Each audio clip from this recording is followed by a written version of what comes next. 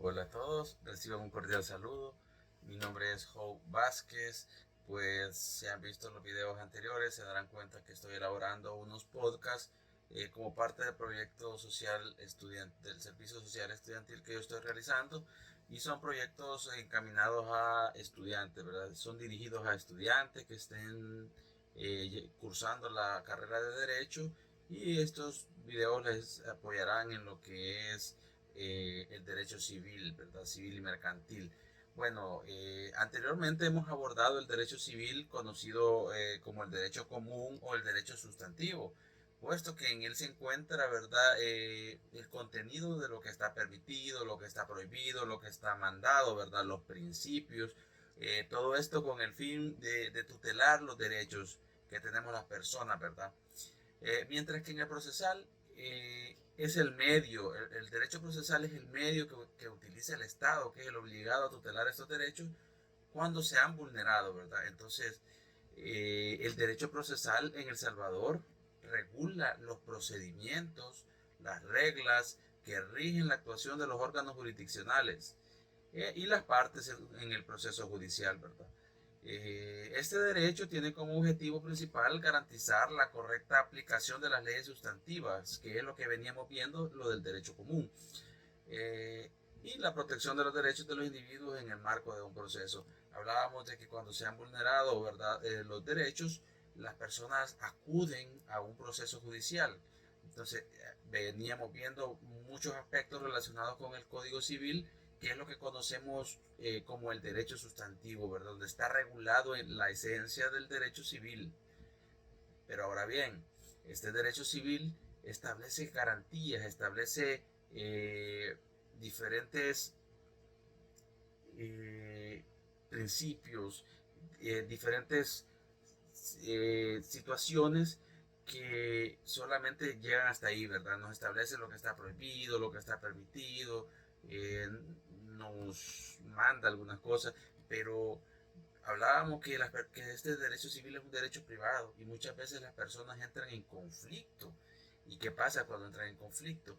Bueno, recordemos que el derecho civil, su principal característica es que busca tutelar o busca proteger, o que pone una barrera, ¿verdad?, entre los patrimonios de las personas, que son los que principalmente están involucrados en este tipo de relaciones jurídicas. Entonces, cuando se dan estos problemas, las personas necesitan que alguien les tutele sus derechos. Cuando se dan estas vulneraciones, cuando hay alguien que no ha cumplido con sus obligaciones, entonces, ¿quién es el llamado a tutelar estos derechos? Es el Estado. Es el Estado el que debe de mediar en este tipo de conflictos entre dos particulares. Entonces debe haber una persona que los medie. Entonces ahí es donde entramos a lo que es el derecho procesal, y que para este caso le llamamos derecho procesal civil y mercantil, porque estamos siguiendo, ¿verdad? En la materia que venimos estudiando, que es el derecho civil y mercantil. Entonces ahora en este podcast nos vamos a introducir en ese aspecto del derecho procesal, ¿verdad? Nos vamos a enfocar ya no en el Código Civil, sino que ahora vamos a empezar a abordar otra normativa, como lo es el Código Procesal Civil y Mercantil, que es el que regula los procesos civiles y mercantiles, ¿verdad? Bueno, pasando a la siguiente diapositiva, tenemos, ¿verdad?, que el derecho procesal se divide en diferentes ramas, y tenemos como por ejemplo el derecho procesal civil y mercantil, el derecho procesal penal y el derecho procesal de familia. Cabe mencionar, ¿verdad?, que no, el derecho procesal, como ya lo mencionaba, es de hecho una rama del derecho en sí, el derecho procesal en general, por así decirlo. Pero procesos podemos ver en las diferentes ramas que existen, tanto en civil y mercantil, tanto en familia, tanto en penal, y cada proceso tiene su propia regulación. Cada proceso está regulado, existen las reglas para las partes que se involucran, que están inmersas en un proceso, las cuales todo juez debe de respetar, ¿verdad? Porque, eh, por así decirlo, son las reglas del juego. Son las reglas del juego a las cuales se someten las, las partes que se introducen a un proceso judicial. Bueno, y entonces el derecho procesal, como lo vemos en pantalla, se divide en muchas ramas. Acá tenemos algunos ejemplos. Uno de ellos es el procesal civil y mercantil, que regula este proceso en los procesos civiles y mercantiles. Bueno, se regulan los procedimientos para la resolución de controversias de índole civil, ¿verdad? Índole civil y mercantil en nuestro país, tal y como se establece en el Código Procesal Civil y Mercantil. Esa es la normativa que en nuestro país regula este tipo de procesos. El código se llama Código Procesal Civil y Mercantil, ¿verdad? Para el caso del derecho penal, esa es otra rama del derecho, también existen procesos. Este regula los procedimientos para la investigación y el enjuiciamiento de delitos, ¿verdad? Este ya es conforme a otro código, ya es el Código Procesal Penal. De igual forma, para el Código Procesal de Familia, este regula procedimientos para la resolución de las controversias familiares, ¿verdad? Son asuntos meramente familiares entre, digamos, padres e hijos, divorcio, casos de adopciones, todo eso, ¿verdad? Eso es parte, es en esencia el derecho de familia, tal y como se detalla, en verdad, en la ley procesal de familia, ¿verdad?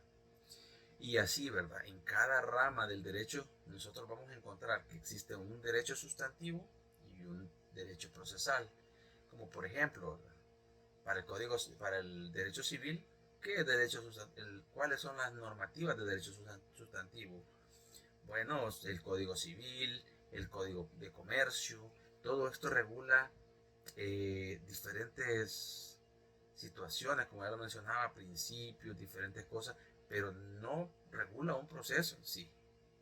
Ahora bien, ¿qué sucede cuando en este tipo de relaciones jurídicas de esta materia de derecho civil y mercantil necesitamos iniciarlo ante un juez? Bueno, entonces ahí ya es por medio de esta normativa que venimos abordando, que ya es el Código Procesal Civil y Mercantil, ¿verdad? Esa es para este caso.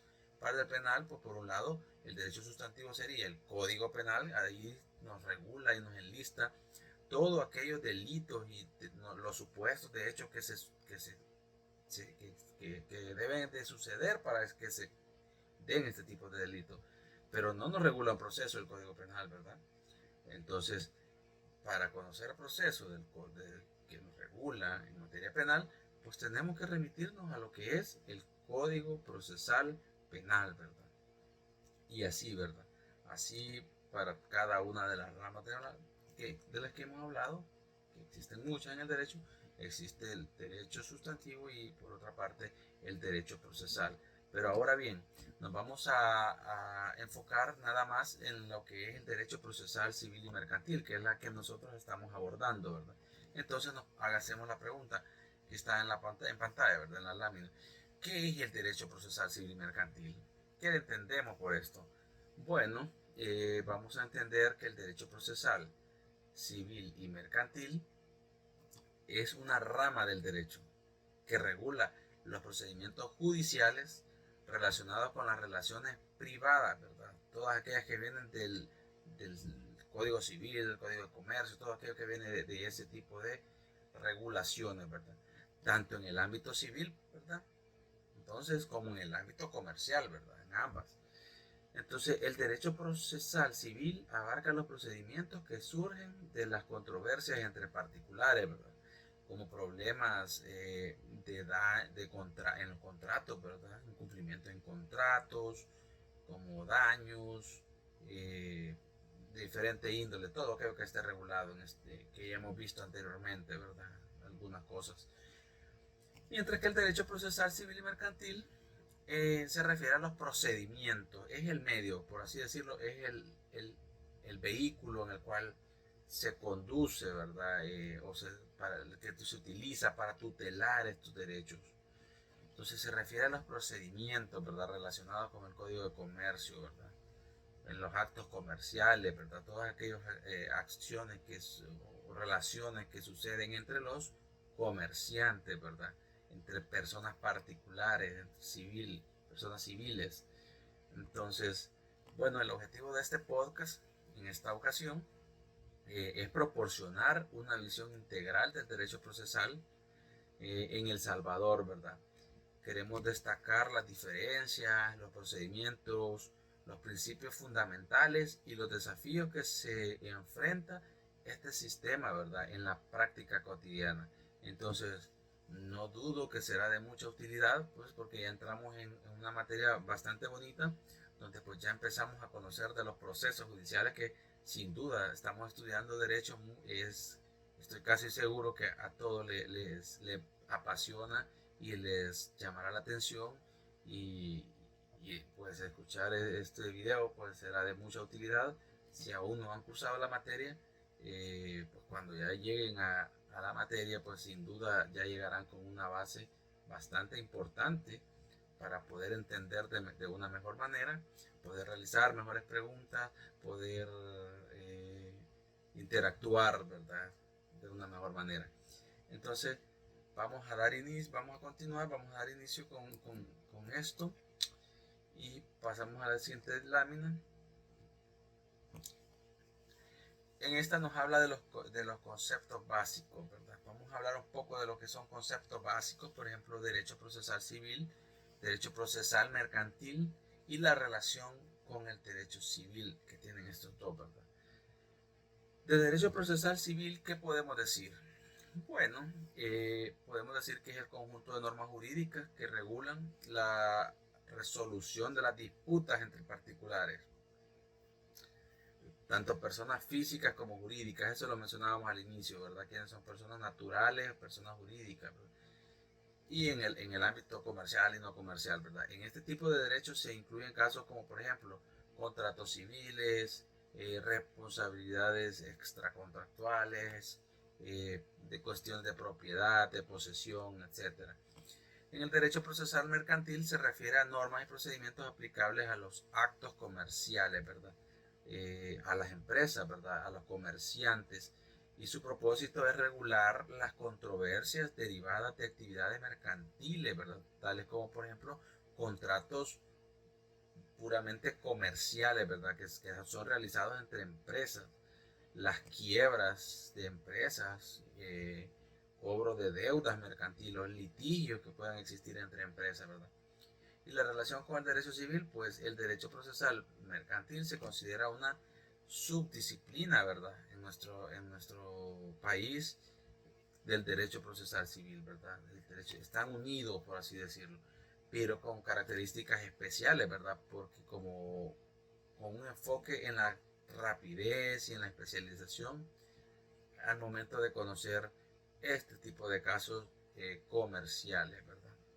Entonces, si nuestro país, si bien es cierto, lo regula junto, vamos a conocer que no siempre los procesos, de hecho hay algunas excepciones cuando se trata de algún tipo de documentos que tienen que ver con cuestiones mercantiles, se realiza un procedimiento un poco más expedito, procedimiento abreviado, ¿verdad?, por ejemplo, y que el proceso común, que es lo que vamos a ver, lo que estamos ahorita por comenzar a abordar, ¿verdad? No me quiero adelantar en esto porque vamos a estar abordando estos temas de los tipos de procesos más adelante. Entonces, pero sí quiero que tengamos claro esto, ¿verdad? Si bien están juntos, derecho civil, derecho mercantil, pero no es una sola cosa. Tenemos por un lado código civil, por otro lado código de comercio, derecho mercantil son cuestiones, asuntos entre empresas, que están dadas al comercio. En cambio, el derecho civil son cuestiones entre personas particulares, son personas entre personas particulares, como por los ejemplos que hemos venido viendo, ¿verdad? Entonces, este punto sí es bastante importante que no confundamos, no creamos que es una sola cosa, porque aunque sí están juntos, no es lo mismo, ¿verdad? No es lo mismo hablar del derecho civil que del derecho mercantil, que hasta tienen su propia normativa que los regula, ¿verdad? Como ya lo mencionaba.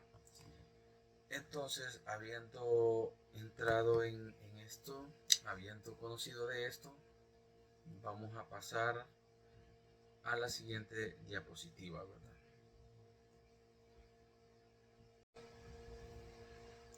Bueno, ahora, ¿verdad?, tenemos en pantalla lo que son las fuentes del derecho procesal civil y mercantil, y tenemos algunos ejemplos de la fuente, ¿verdad?, del derecho procesal.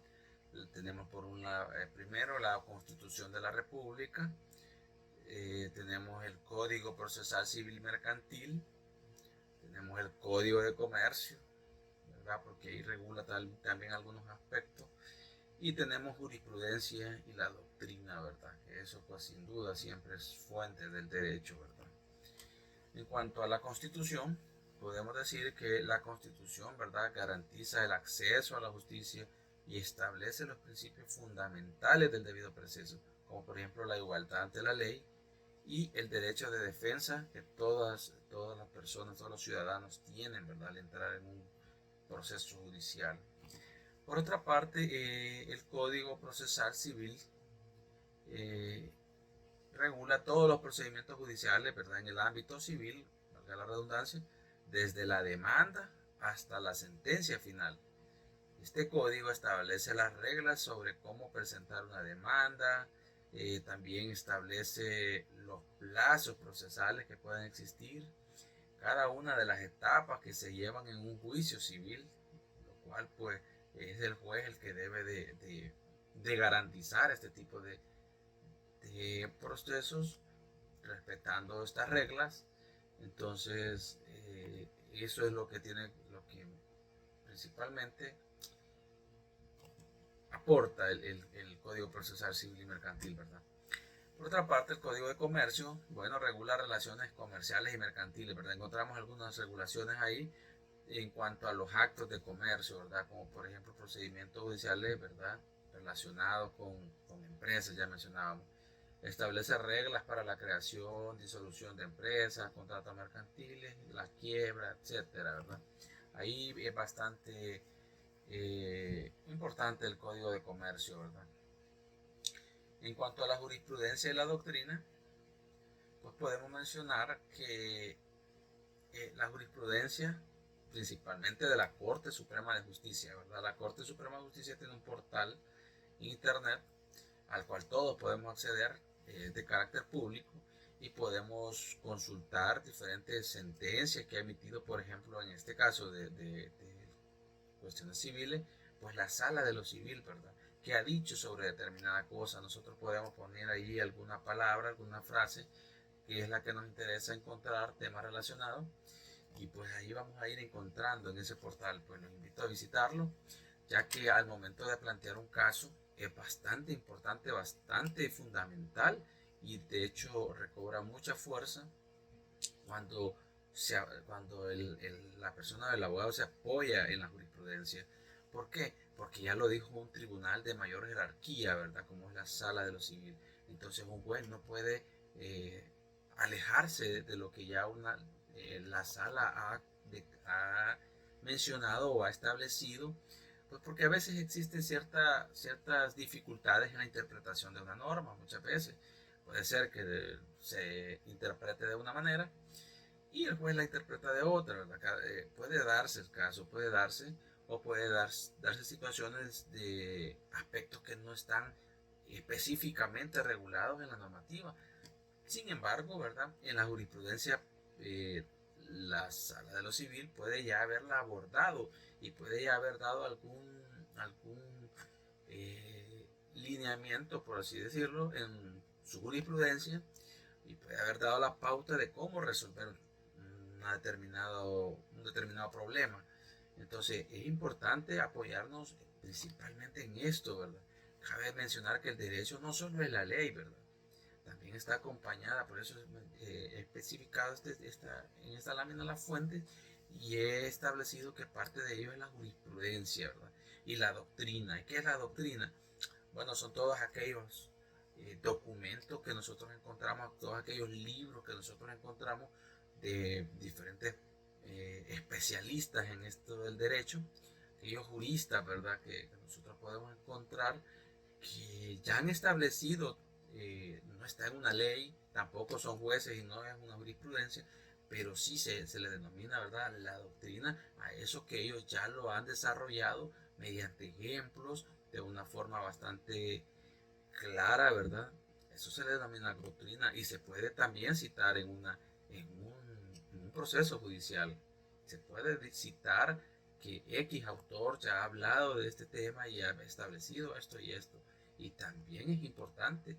De hecho, nosotros cuando estábamos cursando alguna de estas materias nos decían, se ve muy elegante, decía un abogado, que no solo va con la ley en la mano, sino también la acompaña de jurisprudencia y de doctrina. Eso juega un papel bastante importante en lo que es su argumentación, porque se ve mucho más sólida, ¿verdad? Se ve mucho más sólida. Entonces vamos a continuar con la siguiente lámina, donde vamos a hablar de las partes del proceso. Bueno,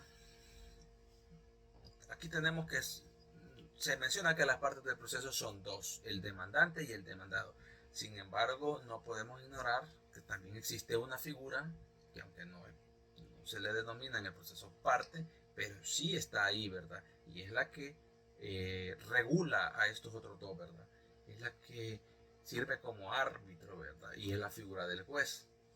El artículo 58 del Código Procesal Civil y Mercantil nos establece que son las partes en el proceso el demandante, el demandado y quienes puedan sufrir los efectos materiales de la cosa juzgada. También nos dice que en los procesos civiles y mercantiles podrán ser parte personas físicas, el concebido no nacido, incluso aunque no ha nacido, pero ya está en el vientre, nos dice, el Código Procesal Civil y Mercantil nos dice que puede ser parte de un proceso. Las personas jurídicas, que son todas aquellas instituciones, empresas, instituciones públicas, organizaciones sin fines de lucro, ¿verdad? Cooperativas, bancos, cualquier tipo de empresa, ¿verdad? Que tienen la capacidad de contraer obligaciones, ¿verdad? Que pueden obligarse, pueden contraer derechos, pero no hay obligaciones, ¿verdad? Entonces, todas estas personas jurídicas también pueden ser parte. Recordamos que decíamos que no necesariamente va a haber un demandante y un demandado. Pueden haber dos o más personas, pero siempre van a haber dos partes por la bipolaridad que existe, ¿verdad? Entonces, siempre van a haber dos partes, pero en cada parte pueden haber una, dos o más personas, ¿verdad? También pueden ser parte de un proceso, nos dice el Código Procesal Civil y Mercantil, las masas patrimoniales o los patrimonios separados que carezcan transitoriamente de titular, ¿verdad? Esto es cuando una persona ha fallecido, ¿verdad? Que no tenemos el titular, pero pues, ese titular debía, ¿verdad? Entonces sí puede también su patrimonio formar parte, existen procedimientos especiales para esto. También en calidad de demandadas las uniones y entidades que sin haber cumplido los requisitos legalmente establecidos para constituirse en personas jurídicas actúen en el tráfico jurídico. Pero nótese que en un proceso existe una relación tripartita, ¿verdad? Aunque este artículo nos dice son parte en el proceso el demandante y el demandado, ¡pum! Ahí estamos. Son dos, ¿verdad? Pero sin embargo, no podemos tampoco dudar que está el juez ahí, ¿verdad? No es parte del proceso de debate, de discusión, pero sí es, quizás no es parte de la discusión, pero sí es parte del proceso, ¿verdad? Porque es como el árbitro, ¿verdad? Sí va a estar ahí, él va a estar ahí siempre, ¿verdad? Entonces, es importante notar esto, ¿verdad? Siempre va a existir una relación tripartita, ¿verdad? Ya que pues si bien tenemos el demandante y el demandado, también está esta figura, ¿verdad? Que es la del juez, que es el encargado, porque el código así lo establece, de dirigir en el proceso, del proceso en todo momento, ¿verdad? Y ante la cual, ¿verdad? Se van a dirigir estas partes, ante quien se van a dirigir. Las partes no se dirige al demandado, el demandante al demandado o viceversa, no, se dirigen al juez.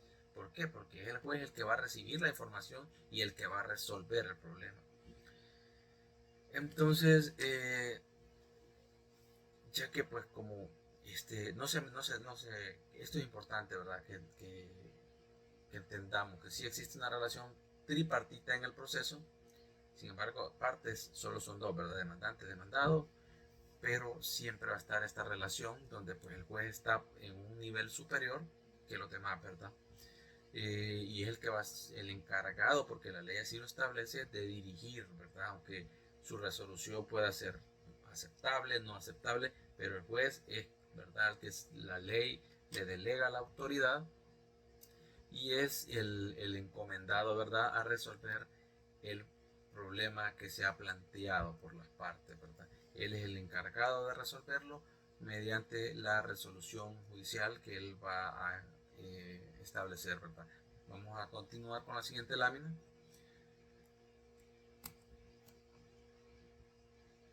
Y pues acá vamos a abordar lo que son los principios del derecho procesal civil y mercantil. El derecho procesal civil y mercantil se rige por una serie de principios. ¿Qué es esto? Son aquellos derechos, aquellas garantías que se le deben de proteger a las partes que están en un proceso, llámese demandante o llámese demandado, ¿verdad? Y pues tenemos muchos aquí en pantalla. Vamos a hablar algunos de ellos y vamos a citar dónde se encuentra regulado. Por ejemplo, el derecho a la protección jurisdiccional se encuentra regulado en el artículo 1, ¿verdad? Todos los artículos que voy mencionando son del Código Procesal Civil y Mercantil, ¿verdad? Se encuentra en el artículo 1, el que establece que todo sujeto tiene derecho a plantear su pretensión ante los tribunales, ¿verdad? Oponerse a la llave incoada, ejercer todos los actos procesales que estime conveniente para la defensa de su posición, ¿verdad? Y aquel proceso también se tramite y se decida conforme a la normativa constitucional y a las disposiciones legales. Tenemos otro que es el de vinculación a la Constitución, leyes y demás normas. Esto está en el artículo 2. Esto prácticamente lo que nos dice es que los jueces están vinculados por la normativa constitucional, a las leyes y demás normas del ordenamiento jurídico sin que puedan desconocerlas ni desobedecerlas. Es decir, no puede un juez alegar ignorancia, ¿verdad?, una normativa. Tampoco puede apartarse y resolver de otra forma porque así le parece, porque fue su apreciación era que resolver de otra forma era injusto y entonces se apartó de la ley y resolvió de otra forma. No, ¿verdad? No puede hacer ese tipo de resoluciones, ¿verdad? Sino que debe apegarse a lo que la ley establece. Todo juez, ¿verdad?, a instancia de parte o de oficio, deberá examinar previamente la constitucionalidad de las normas, ¿verdad?, de cuya validez dependa la tramitación de cualquier proceso. Así nos establece este artículo. O el fundamento o el fundamento de las decisiones que adopten en el mismo, ¿verdad?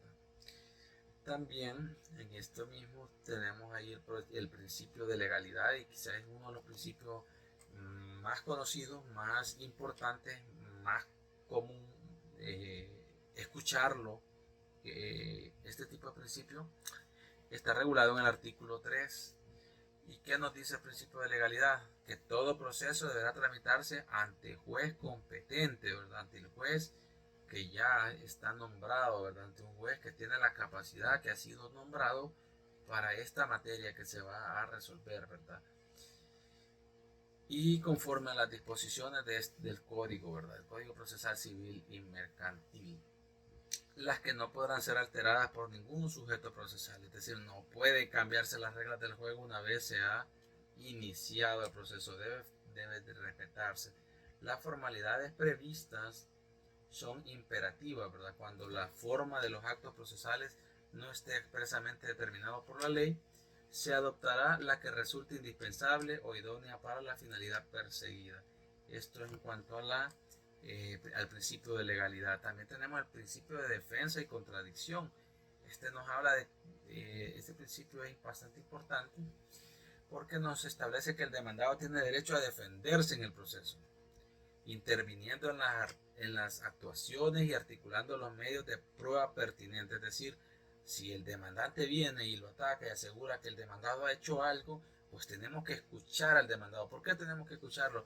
Porque nos parece correcto. No, es porque el principio de defensa y contradicción así lo establece, que el demandado tiene ese derecho de defenderse. El juez también debe de escuchar al demandado, no solo lo que el demandante le vino a decir, sino que deben de que darle la oportunidad al demandado de que se defienda. ¿De qué manera lo va a hacer? ¿En qué momento lo va a hacer? Pues esto lo vamos a estar viendo cuando veamos la parte del proceso, ¿verdad? Vamos a ver en la siguiente en la siguiente presentación, en el siguiente podcast vamos a abordar ya los procesos, ¿verdad? En sí. Ahorita queremos seguir abordando esto de los principios, pues también tenemos el principio de igualdad procesal, ¿verdad? ¿Qué quiere decir esto del principio de igualdad procesal?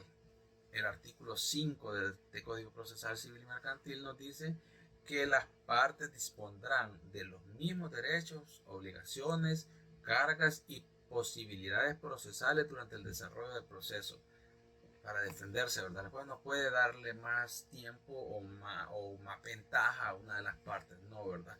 A ambos se les da por igual, respetando lo que ya está regulado en el Código Procesal Civil y Mercantil.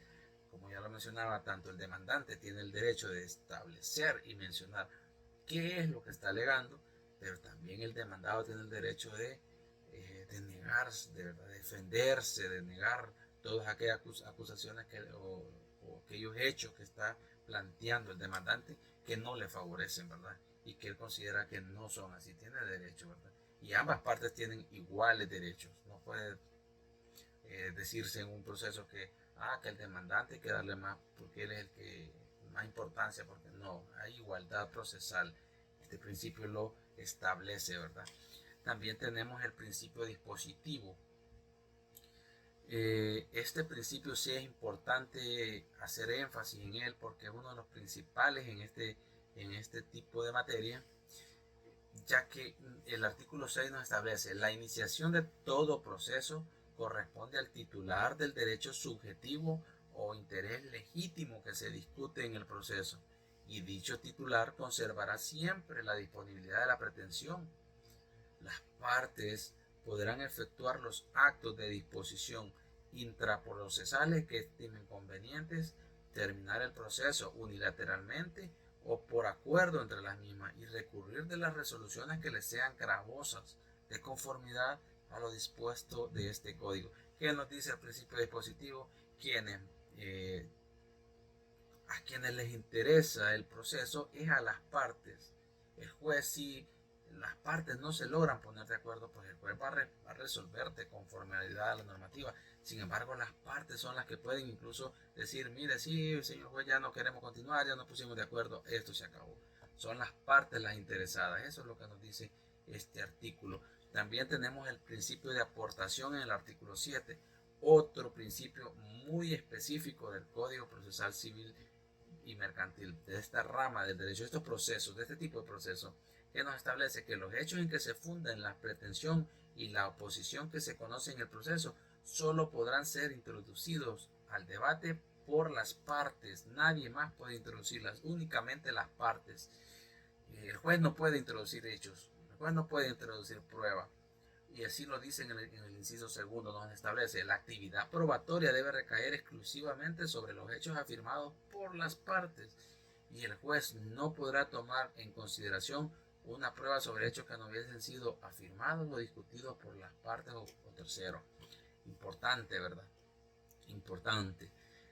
Que solamente son las partes las que pueden introducir hechos. El juez no puede en este tipo de procesos. Existen otras ramas en las que el juez sí podrá, porque son de interés público, ¿verdad? Es lo que se está tutelando. Pero en este caso son asuntos privados, solo son las partes las que pueden plantear hechos. El juez no puede, el juez simplemente es como un árbitro, solamente sigue las reglas, ¿verdad? Las reglas del juego para que el proceso se desarrolle, ¿verdad? También tenemos otro principio como por ejemplo el de oralidad, que tiene que ver con las audiencias, donde pues las partes pueden expresarse mediante los abogados, ¿verdad? También el de publicidad, que nos establece que las audiencias de todos los procesos serán públicas, salvo que el juez o de oficio o a instancia de parte disponga lo contrario. Tenemos el de inmediación, que dice que el juez deberá, así, sí, bastante claro, ¿verdad? El juez deberá presidir personalmente tanto la celebración de la audiencia como la práctica de los medios probatorios. ¿Qué pasa? Que el juez de repente, pues ese día se enfermó y dijo, mire, este día en la audiencia, pues desarrollen, ahí va a estar mi secretario y él me va a tomar apuntes y él va a decir que es no, ¿verdad? Por ningún motivo un juez podría hacer eso. Porque por este principio de inmediación, que el juez debe de presenciarlo, nos dice, debe presidir personalmente, ¿verdad? También tenemos el principio de concentración, que es el que establece que los actos procesales se realizarán con la mayor proximidad temporal entre ellos, ¿verdad?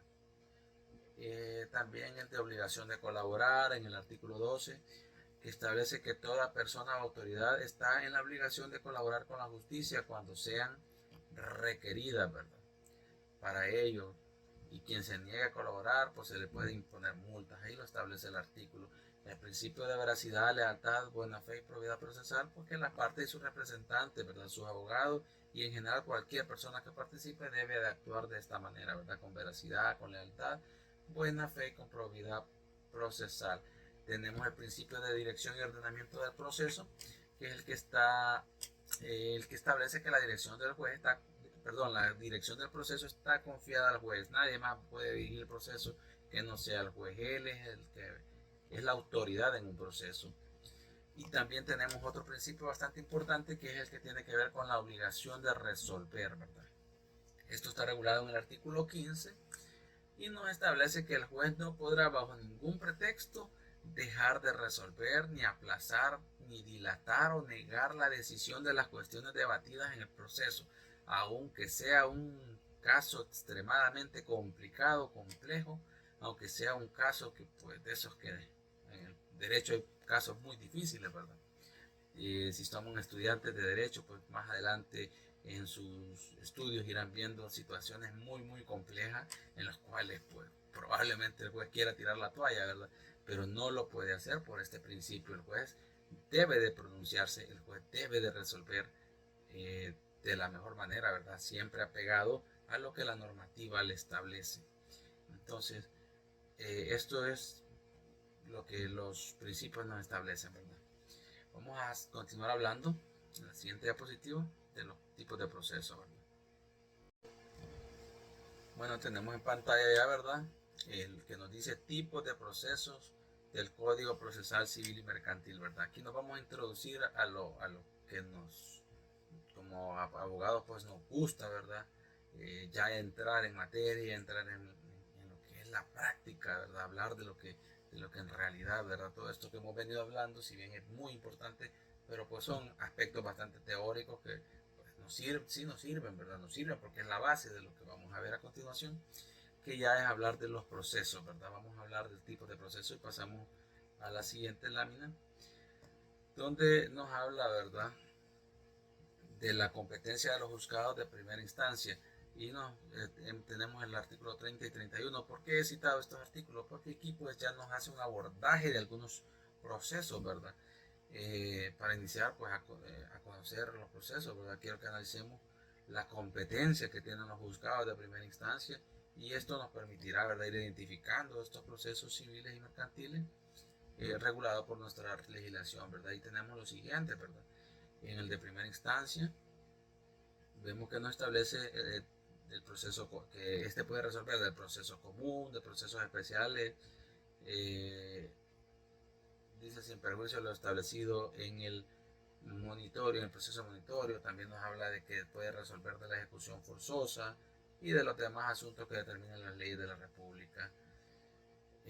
También nos dice asimismo, ¿verdad?, conocerá los procesos abreviados y de los monitorios que se susciten en aquellas circunstancias donde no exista juzgado de primera instancia de menor cuantía, ¿verdad? Aquí el código nos habla de un juzgado de menor cuantía, ¿verdad? Cabe mencionar que eso no siempre va a existir, ¿verdad? No en todas partes lo vamos a encontrar. Entonces tenemos competencia de los juzgados, pero sí nos habla el código de algunas competencias que estos juzgados de menor cuantía tienen. Cuando estos no existen, pues es el de primera instancia, ¿verdad? Y nos dice cuál es los de menor cuantía. Los juzgados de primera instancia de menor cuantía conocerán los procesos abreviados, procesos monitorios, de ejecución forzosa, de los procesos ejecutivos cuya cuantía no supere los 25.000 colones o su equivalente en dólares de los Estados Unidos y de los demás que determine la ley. Bueno, lo importante acá y el por qué pues yo he planteado esta diapositiva es porque quiero que veamos, ¿verdad?, y logremos identificar en estas disposiciones nombres, al menos los nombres de algunos procesos en este momento, nombres, y pues de los primeros y lo que más llama la atención es el proceso común, los procesos especiales, procesos abreviados. Pues ya esto ya nos da algunas pautas, puesto que en esta diapositiva, en este podcast por cuestiones de tiempo no lo vamos a resolver, no lo vamos a abordar, pero sí quiero que quedemos ya con estos indicios, ¿verdad? Con estos temas, ¿verdad? Ya en la mente, que ya nos quedemos como familiarizados con estos términos, que son los que vamos a ver en los siguientes podcasts. Entonces, por cuestiones de tiempo, tenemos que llegar a la conclusión de este podcast y pues no me queda más que mencionar que pues hemos iniciado a abordar esta temática, ¿verdad? Que es tan importante como es la parte procesal del derecho civil y mercantil. Debido a que nuestros podcasts, ¿verdad? Están configurados con duración de 40 minutos, ¿verdad? Pues hemos llegado al final. Debemos finalizar este video, ¿verdad? Sin embargo, pues los invito a que vean el siguiente podcast en el cual continuaremos desarrollando este tema del código de los procesos civiles y mercantiles, abordando las regulaciones de los diferentes procesos civiles y mercantiles que existan, ¿verdad? Entonces, muchas gracias por haber visto este video. Recuerden que si tienen alguna duda, alguna sugerencia, algún comentario, pueden dejarlo en los comentarios abajo, ¿verdad? En los comentarios del video. Pues si con gusto, ¿verdad? En cualquier momento, pues yo estaré encantado de responder ahí mismo en los comentarios, ¿verdad? Muchas gracias, los invito a ver el siguiente video.